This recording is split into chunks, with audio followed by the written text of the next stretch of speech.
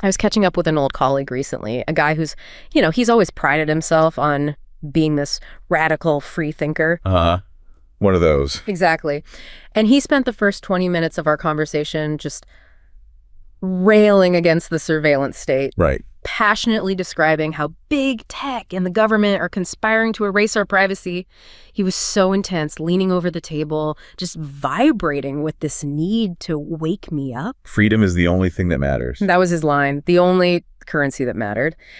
But then the conversation drifted. It went to a recent crackdown on a political protest he really disagreed with. Okay. And I expected him to defend them, on principle. But instead, he just casually unlocks his phone, the same phone he'd just been calling a tracking device. Of course. And he shows me this video of police rounding up the protesters. And he wasn't horrified. He was grinning. Wow. Said, finally, they need to lock every single one of them up so we can have some order. And that pivot, it just froze me. In 5 minutes, he went from a fierce libertarian to cheering on authoritarian state force just because the target changed. And he didn't see the contradiction. Didn't even blink. Yeah. Holding two completely opposing beliefs, government is evil for watching him, but righteous for crushing them simultaneously. Yeah. It wasn't just hypocrisy. It was like a real-life, unscripted performance of what George Orwell called doublethink. Mm. It made me realize that the dystopian nightmare of 1984 isn't some distant future we're sliding toward. For a lot of people, it's already their operating system. Okay, so let's unpack this. That pivot you just heard, from demanding absolute freedom to cheering for control. That's precisely the unsettling parallel between fiction and, well, our current reality. It really is. We're diving deep into the modern, often invisible mechanics of control and this erosion of a shared reality. We're exploring how Orwell's 1984 gives us a framework, and a really relevant one, for analyzing our political and digital landscape today. And what's so fascinating here, and also so disturbing, is that the mechanisms of control have modernized. They've become decentralized, way more pervasive. It's not just a guy in a uniform anymore. Not at all. We're really looking at a three-front war. First, there's the psychological war on objective truth, which is, perfectly defined by Orwell's concepts of doublethink and Newspeak. Right. Second, we've got the technological reality of pervasive surveillance, the new, highly privatized face of Big Brother. And the third. And finally, we have to analyze the vital counter-strategies, the ways people are fighting back in our communities, in our newsrooms, and in the legal system. This deep dive is really about illuminating those underlying systems that often go unnoticed. So you can understand not just what is shaping your world, but the why behind it, the commercial and political logic.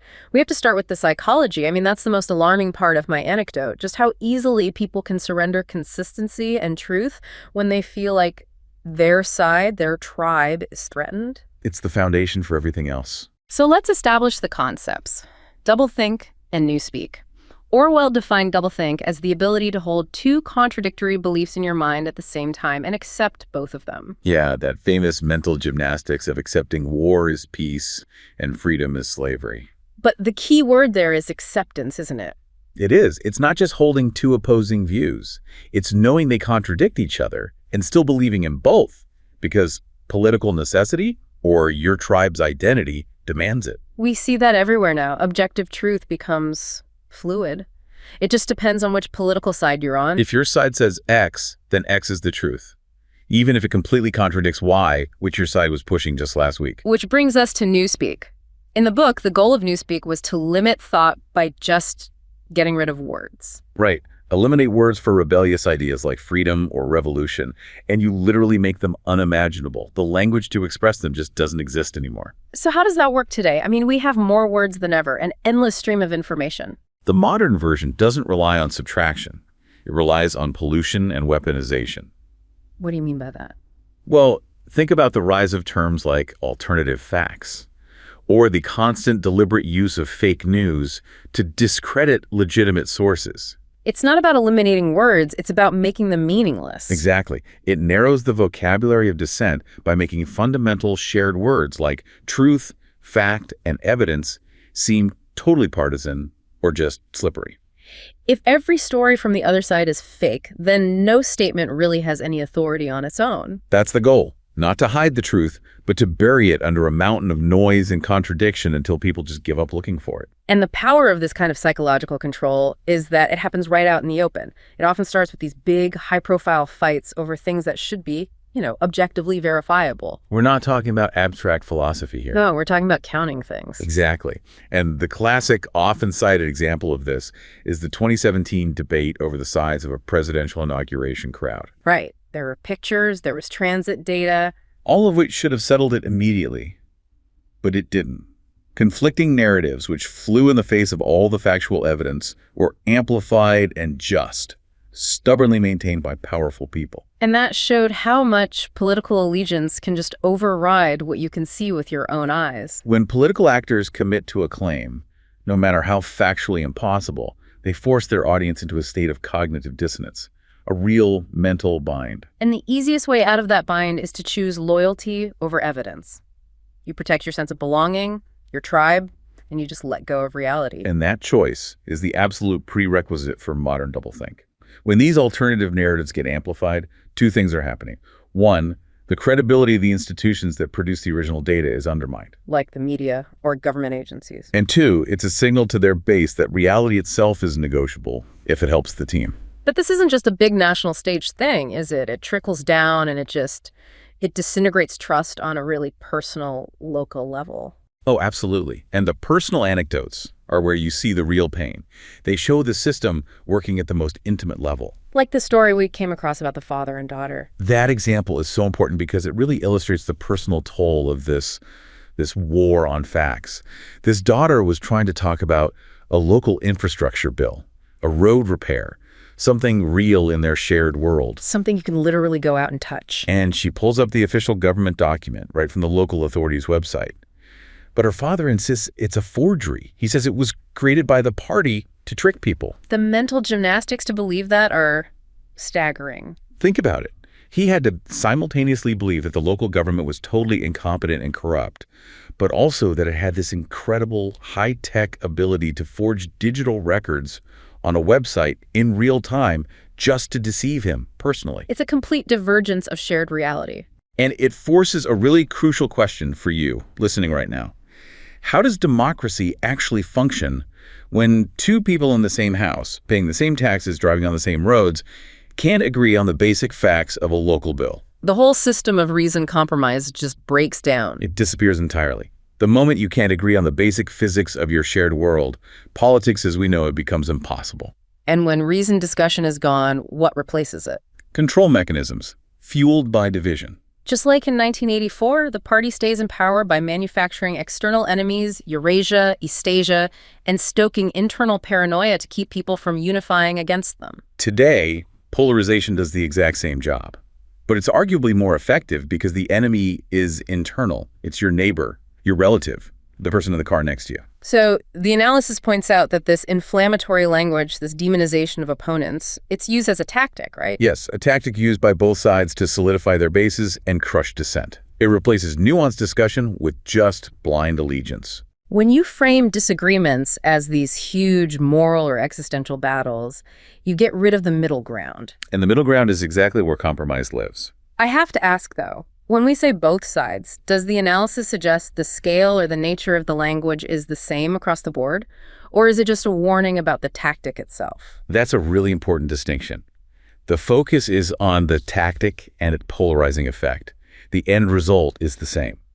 The system locks up. The gridlock is the point. So by shifting from policy debates to fights about identity and moral purity, political actors make sure their base sees the opposition as not just wrong, but as fundamentally evil or even treasonous. And that makes compromise seem like a betrayal. And this whole division is put on steroids by social media.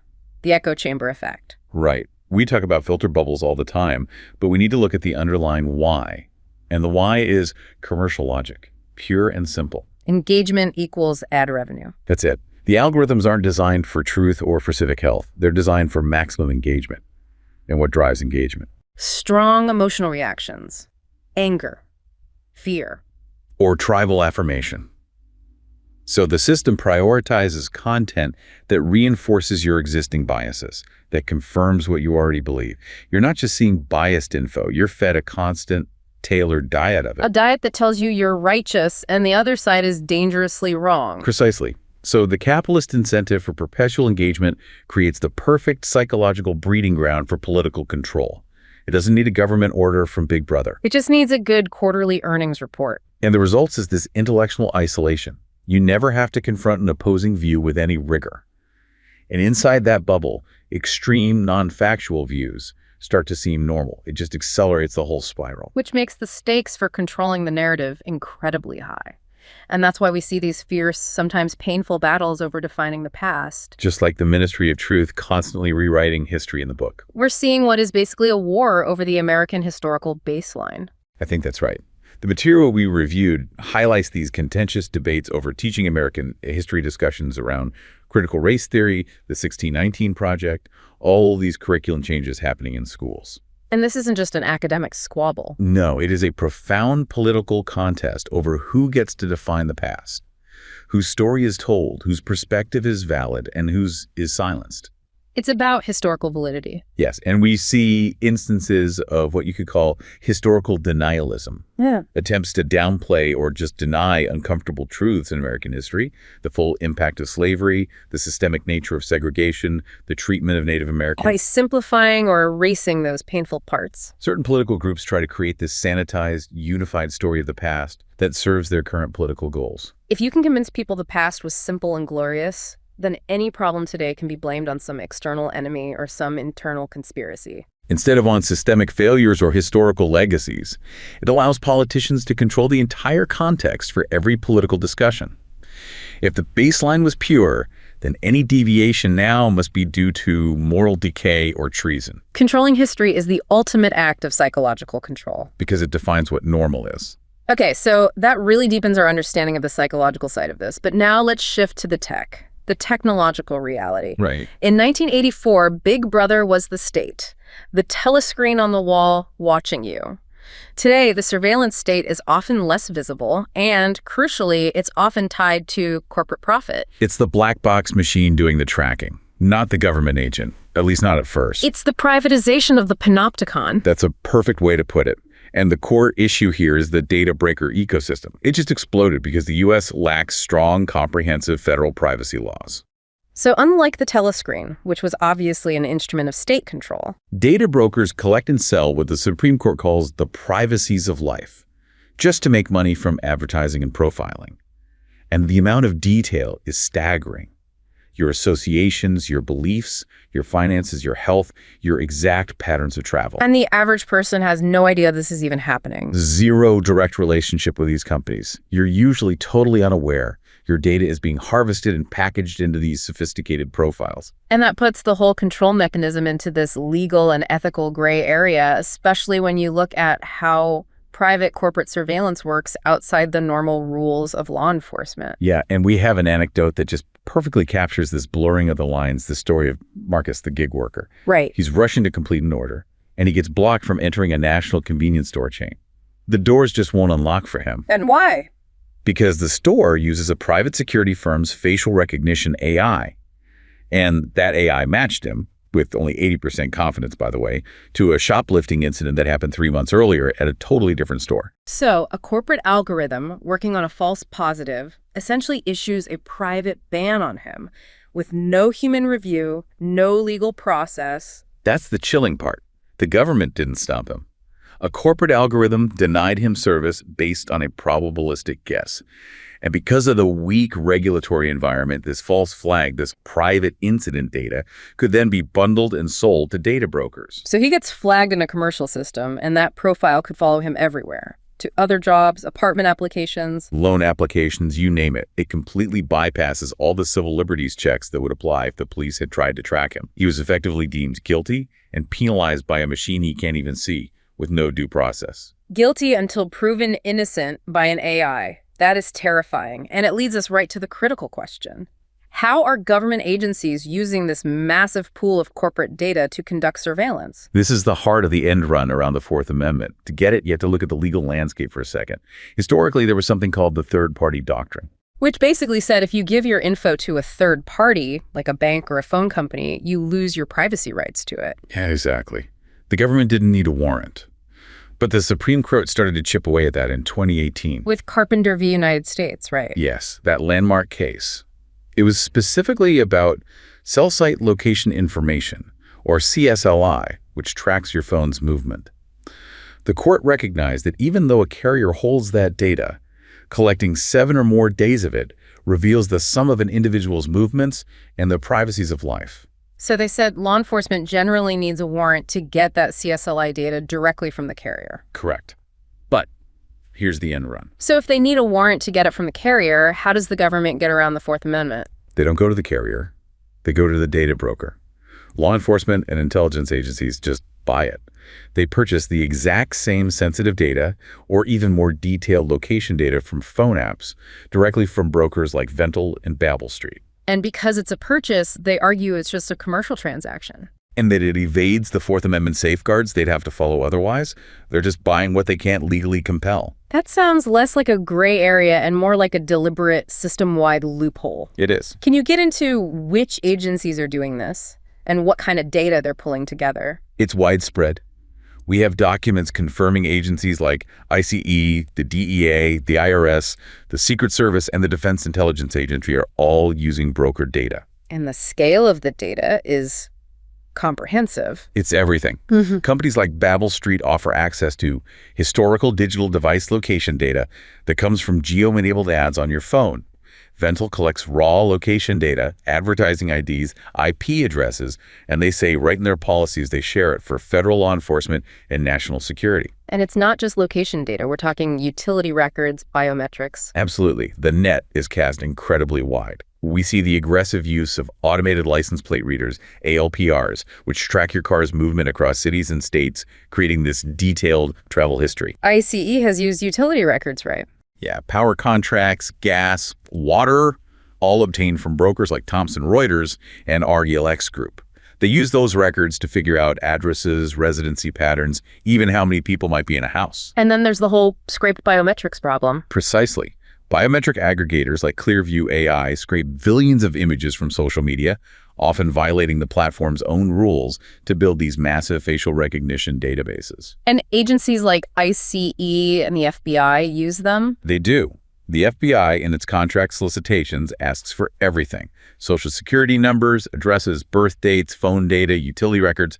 They essentially want the complete, legally unconstrained digital file on a person. A goal Big Brother would have envied. Without a doubt. So that's the corporate government surveillance nexus. Now let's shift to a key legal tool that governs foreign surveillance but has huge domestic implications. FISA, Section 702.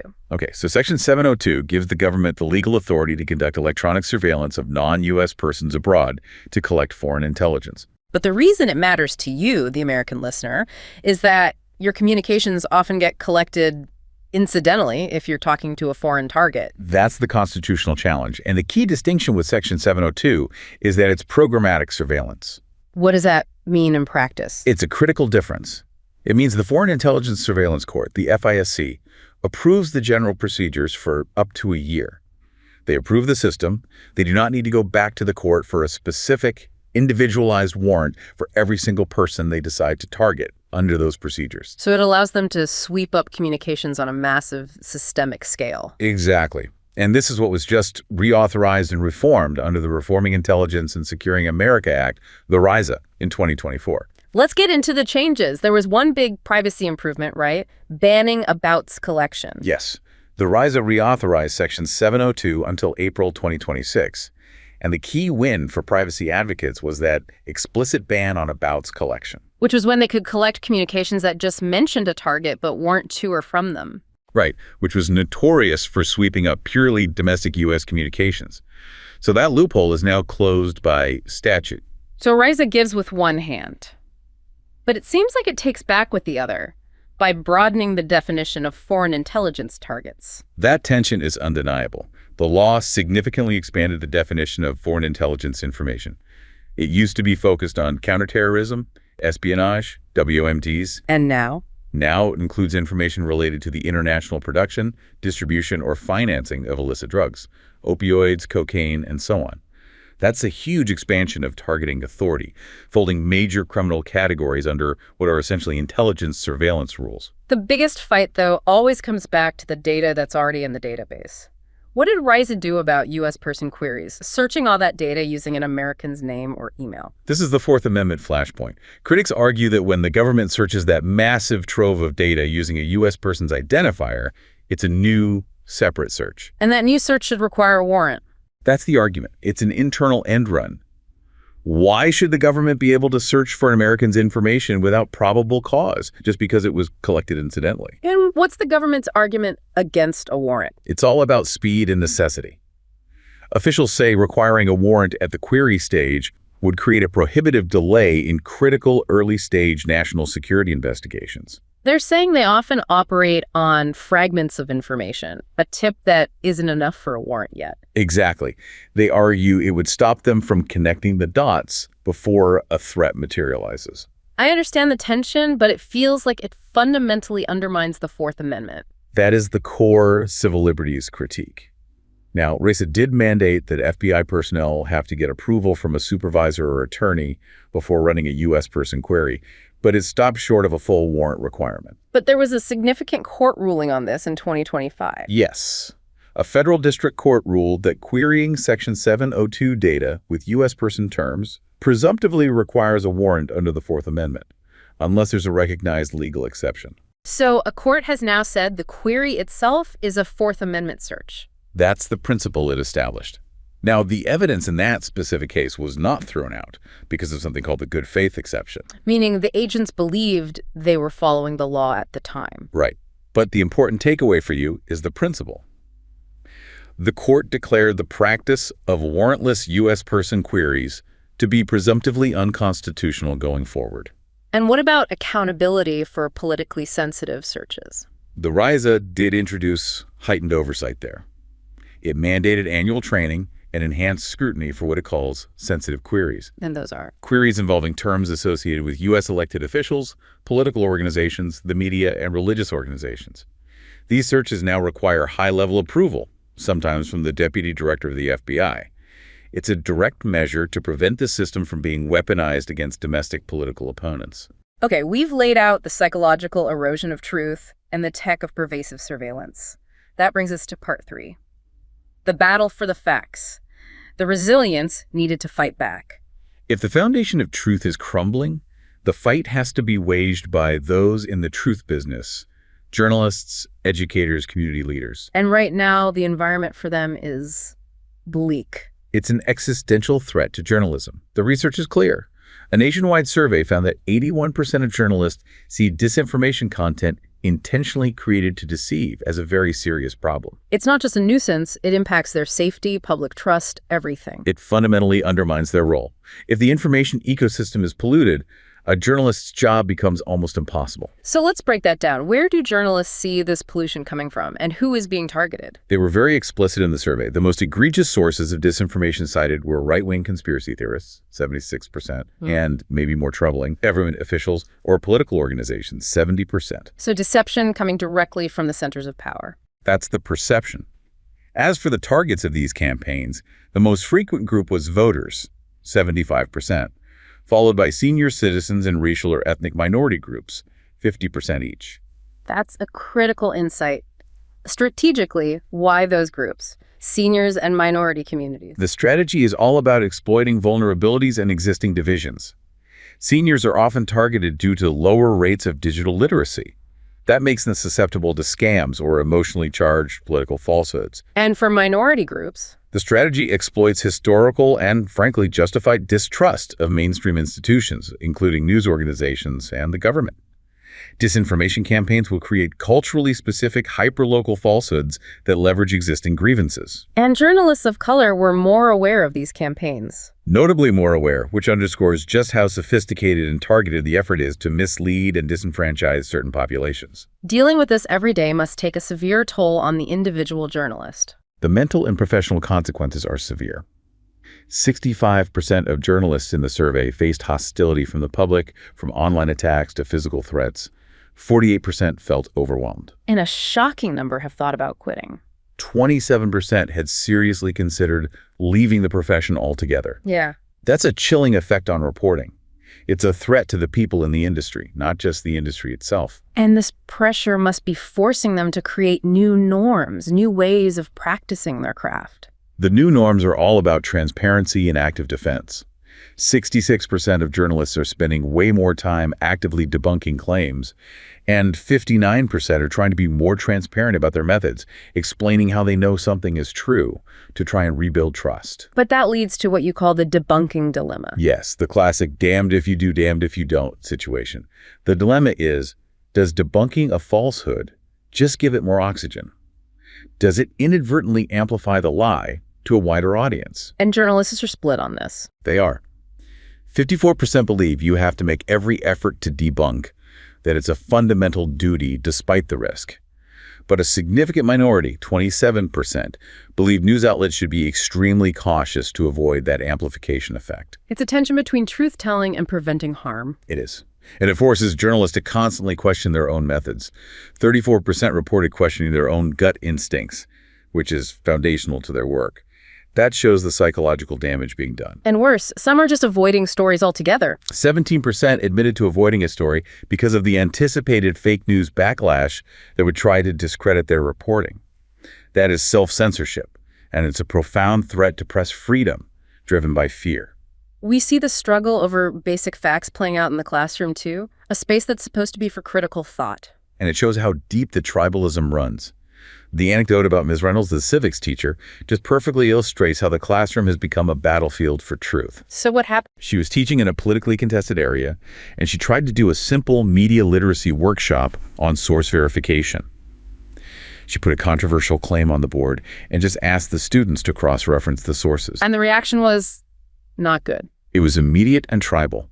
The moment she started, the classroom just fractured. Half the class shut down, started parroting talking points about fake news, saying her lesson was biased. The other half mocked them. The US versus them mentality was already baked in. Absolutely. Yeah. Mrs. Reynolds realized that facts were no longer seen as objective tools for learning. They were seen, in her words, as weapons of the enemy tribe. Teaching critical thinking itself was seen as a partisan attack. That's a staggering implication. If critical thinking is a partisan weapon, then the entire educational mission is compromised. It means you can't just teach how to verify information anymore. You first have to reestablish the legitimacy of the shared reality that verification serves. And that requires resources and training that newsrooms are desperately lacking. Exactly. The commitment might be there, but the capacity is not. So let's focus on that resource deficit. Despite recognizing this as an existential threat, newsrooms are severely under-equipped. A staggering 40% of journalists recorded their outlet has no organizational approach to handling disinformation. So it's being fought on an ad hoc, individual level? Which is completely unsustainable against sophisticated, centralized disinformation campaigns. Only 30% felt their current approach was even generally effective. And where are the biggest skill gaps? The technical deficit is profound. Only 18% felt they were offered enough professional development on how to detect and report on this stuff. So what do they need? The requests were explicit and technical. 82% said they need bot detection training. 78% need image verification training. 64% need reverse image search training. These are the basic mechanical tools you need to verify content in the digital age. And a massive majority of reporters just aren't being equipped with them. They're fighting a cyber war with analog tools. And this whole problem is structurally worse at the local level, isn't it? It's magnified there. The devastating decline of local news means that smaller, less resourced newsrooms, especially those serving communities of color or rural areas, cannot afford dedicated fact-checking teams or specialized disinformation beats. And that creates an information vacuum. A dangerous one that purveyors of disinformation eagerly exploit. They target these communities because they know there's no immediate, trustworthy local source to push back. And the data supports that. Only 9% of local newsrooms have a dedicated disinformation reporter. Only 14% have an in-house fact-checking team. The resources just don't exist to fight this on the local level, which is where the damage to community trust and democracy is often most immediate. When a local paper closes, the void is instantly filled by unverified social media posts and coordinated disinformation. The battle for the facts requires a massive, sustained investment in local journalism. Which is just not happening right now. We started this deep dive with Doublethink, that ability to hold two conflicting realities in your head. And what we've seen is that the pressures forcing us into that state are immense and systemic. It's a deliberate political strategy of polarization, reinforced by algorithms. It's a vast commercial surveillance network that makes the state's job of collecting data so much easier. And it's a foundational crisis in the institutions built to uphold truth, like journalism and education. The struggle for truth and autonomy is being fought on so many fronts at once. On a legal level, with the battles over FISA 702 and the data broker loophole. On a journalistic level, with demands for more transparency and resources. And on a personal level. Most profoundly, yes. Resisting the powerful, isolating pull of the echo chamber. Committing to the hard work of seeking external, verifiable truth. The fragility of our democratic norms is just so clear when the shared basis of reality is under constant attack. Which brings us back to control. The tools of the modern party might be algorithms and data points bought from brokers, but the goal is the same as it was in 1984. Ensure that critical thinking and dissent are seen as weaknesses. Or worse, treason. They want a citizenry that's compliant, passive, focused only on the manufactured enemy of the moment. And the most important thing we can do is demand not just better oversight, but a commitment from ourselves and our institutions to that rigorous, uncomfortable work of maintaining a singular shared reality. We have to understand that the battle against the erosion of objective truth is fundamentally a battle against political exploitation and the manipulation of anxiety. The choice isn't just between two political sides, it's between allowing ourselves to be governed by external fear and internal contradiction, the very definition of doublethink, or committing to the hard work of maintaining a shared reality. And that commitment requires vigilance in scrutinizing not only what we are told, but also the technology that controls what we are allowed to hear, see, and believe.